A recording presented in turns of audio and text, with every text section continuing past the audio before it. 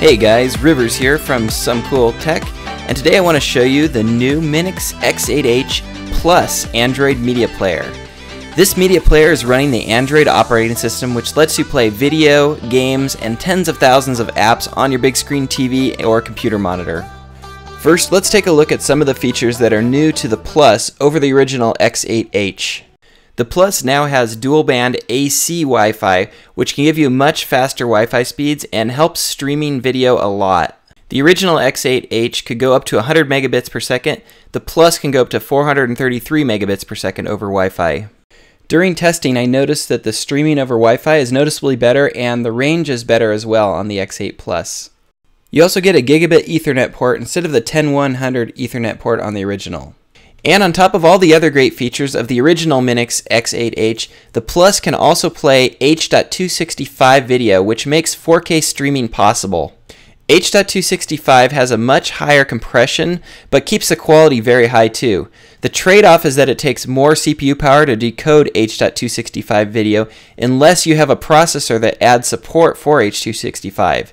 This way you get the best of both worlds. The Plus can handle ultra-high definition video at 3840 by 2160, as well as full 4K video at 4096 by 2160. There are other players out that can play ultra-high def video, but this is the only player I've tested so far that can handle the true 4K at 4096 by 2160 and play it smoothly. Minix also released a new remote control called the A2 Lite. This is an RF remote control with excellent range and a full keyboard on the back. It's similar to the original Minix A2 remote, but with no mic and speaker. This gives it improved battery life as well. It's got a handy place to store the included USB dongle when the batteries aren't in the remote. You can also use this remote with other Android media players as well as Windows, Mac, and Linux. If you don't need a keyboard but would like an Air Mouse remote control, the Minix M1 remote is a good option. I'll add a link in the video description to a Minix X8-H Plus that includes the M1 Air Mouse remote. Now let's take a look at some of the software on the Plus. It's very similar to the X8-H. You've got this Minix launcher where you can toggle around to go to your apps, settings, and then you can put apps in different categories up here, and you can use the included remote or one of these Air Mouse remotes to toggle around as well. The reason the Air Mouse remotes are nice, or if you use apps like say a web browser, it's really hard to navigate around by just spacing around. You really need a mouse to click on links and things like that. The nice thing about this player and other Android media players is that they're kind of like a blank slate, and you can install whatever launchers you want on there and then just customize them out the way you want. So I'm going to go ahead and put Nova Launcher on here, and I've got some of the apps the way I like them to be laid out, and now the Air Mouse comes in a lot more handy. Probably one of my favorite features of the new Minix software is the ability to use the Google TV Remote app for your phone to control your Minix box. So it's right here under Advanced, and you just click that box to enable Google TV Remote, and now you can use it for an Air Mouse. You can get all the menu buttons, home buttons, lots of different things, even voice to text on there as well. Probably my favorite thing about Minix devices is their firmware. They make sure it's very stable and fast, plus they constantly update it to add new features. Minix players are the only players that I know of right now which you don't have to erase everything on the box to update the firmware.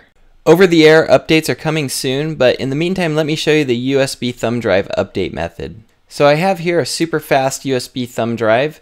I've copied 2 files to it onto the root directory, and all I need to do is plug it in and go into the update option on the media player. Here you're going to hit select, and it's going to scan through the drive and find your file, and then all you need to do is click that file and hit update right here. The device will reboot and install the update for you.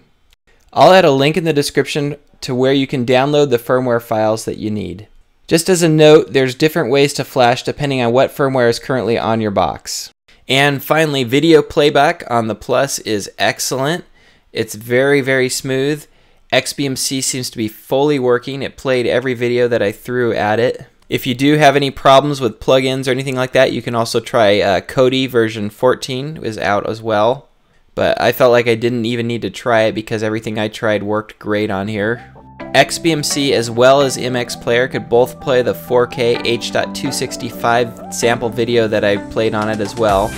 No other boxes that I've tested so far were able to play the 4K H.265 player without being at least a little bit choppy, but the X8 Plus handled it with no problem. To sum up the differences between the X8 and the Plus, you get all the great features of the X8-H, and in addition you get improved Wi-Fi speed and range for better streaming, gigabit Ethernet, and H.265 video hardware support, plus the price is almost the same. I'll add a link in the video description to a great deal on the Minix X8-H Plus, as well as links to all the other hardware and software you saw in the video. Be sure and subscribe to my channel to see more videos like this, and like me on Facebook. I'll be doing some giveaways on there of Android mini PCs and remotes very soon. Thanks again for watching, and as always, aloha!